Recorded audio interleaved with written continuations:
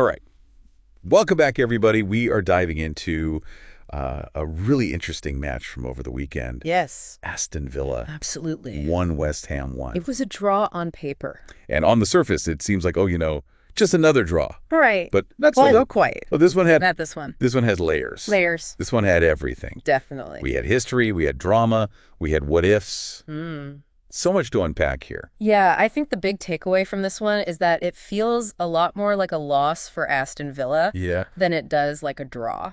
Definitely a missed opportunity. Absolutely. They were on that 12-match unbeaten run at home. At home, that's right. And, a win puts them right there. Yeah. They can almost smell the top 7. Absolutely. They could have made a real statement with a win here. Yeah, and especially when you think about how close Ollie Watkins came to breaking a club record. A big moment for him. Right. I mean, that early goal put him level with Gabby Agball and Lahore. 100 Premier League goal contributions. Yeah, that's huge. That's a big deal. It is. And then moments later, he has that second goal. That was so close. Disallowed for offside. Just barely off. Do you think that moment shifted the energy? It's hard to say for sure. Yeah. But it definitely felt like a turning point in the match. Right. Had he put that in 2-0 early on. Early. You force West Ham's hand a little bit. Right. They got to chase the game.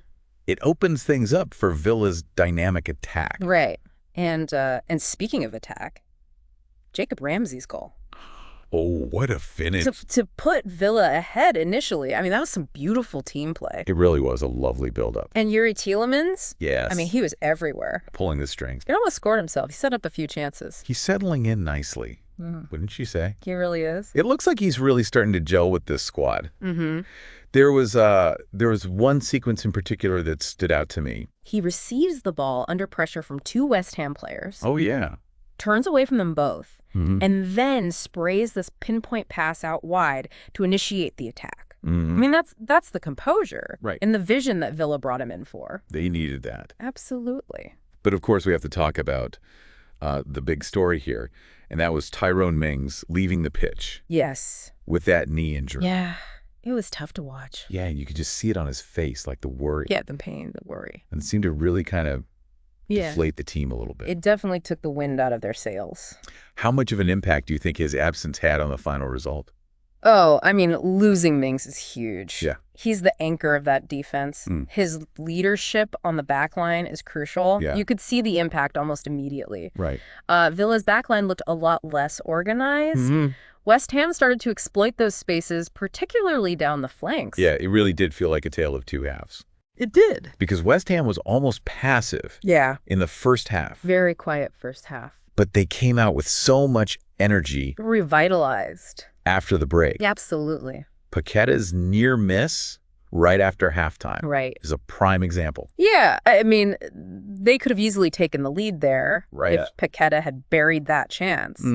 But you have to wonder, did the Mings injury play a role in that second half surge from West Ham? Because it was such a dramatic shift. Yeah, and West Ham was coming off of a goalless defeat. That's right. They were desperate for a result. Right. So to see Villa lose their defensive leader. I mean, that must have given them such a psychological boost. Yeah. Right? Like, okay, there's a weakness. We can exploit this. Yeah. We can get back into this. And that's exactly what they did with Emerson's equalizer. Oh, what a header. What a goal. Textbook.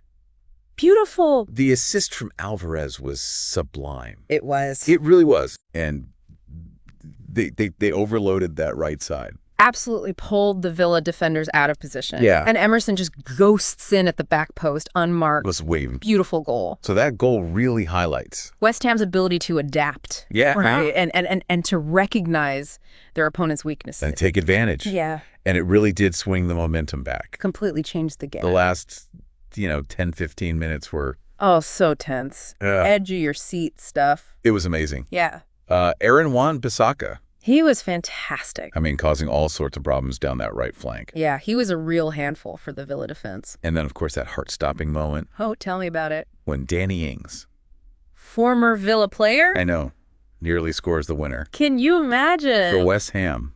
The narrative, if he had buried that. Oh, man. Football is so cruel sometimes. Talk about drama. Ugh. I know it wasn't meant to be, though. No. Draw, as we said, I think feels disappointing for Villa. Yes. But for West Ham, valuable point. It is. Moves them further away from that relegation zone. So for you, what was the biggest takeaway from this match? I think it's a reminder that a single moment, a single injury can completely change the course of a game. And it highlights that tactical chess match that's happening within the game, right? Right. How do you exploit your opponent's weaknesses? How do you adapt when things don't go your way? This match had all of that. This match had everything. It did. So for our listener, we've unpacked a lot here. We have. A draw that felt like a loss for Villa. A second-half resurgence from West Ham.